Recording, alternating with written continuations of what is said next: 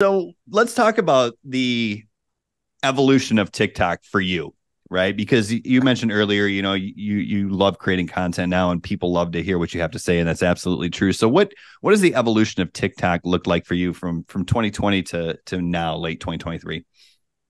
Okay. So actually, it starts late 2019 with Okay. TikTok. So I was in a Facebook group, and I don't know if you remember the group. It was at the time.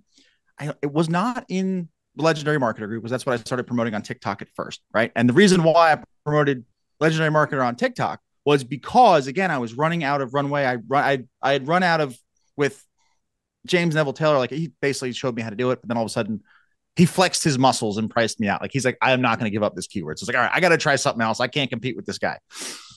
So I was in a Facebook group, and someone's like, "Oh, I'm killing it on TikTok. I'm promoting Legendary with TikTok." And I think it was either Matt, Jake, or Jonathan. It was one of those three, because Mm-hmm. they were the only people at the time promoting it.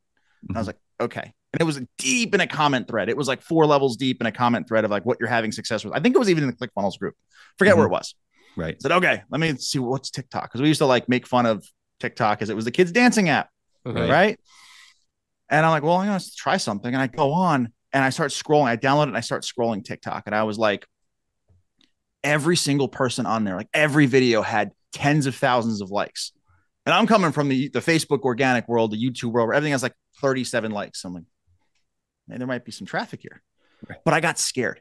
And I literally from December of 2019, I didn't post my first video until March 8th of 2020. So I was like, there was 3 months where I was just scared. I could not hit this post button. But then I hit the first one, and I went through the challenge. I ended up investing in the blueprints in the first time. That's an interesting story in itself. The whole mental gymnastics I went, and that's when I went from anti-course to pro course.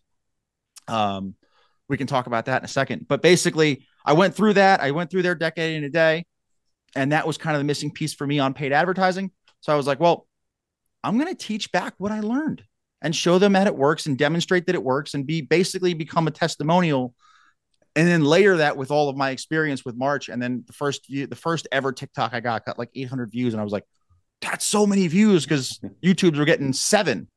Right. The next one I posted got 9. My second ever TikTok got 9,000 views. And the next one was like 6,000. And I was like, I did 26,000 views in my first week. And I think I may have even made my first sale in the first challenge or whatever that first week. And I was like, all right, we're on to something. This is my new thing. I'm a TikToker now. And then it kind of became fun, because nobody cared, because there was no like best practice. There was no like, this is what you should do, and if you don't do this, you're going to fail. So I really loved how everyone was just kind of figuring it out back then, and literally anything flew. Yeah. And I think Yeah. there was a lot of freedom in it as well, because it was this new app. And as a marketer, you knew you were on the scene before your friends and family. So there was no pressure of like, I'm going to look stupid in front of my friends and family like people get with Facebook. And I think what happened is, because of that, there was a certain anonymity with the new app.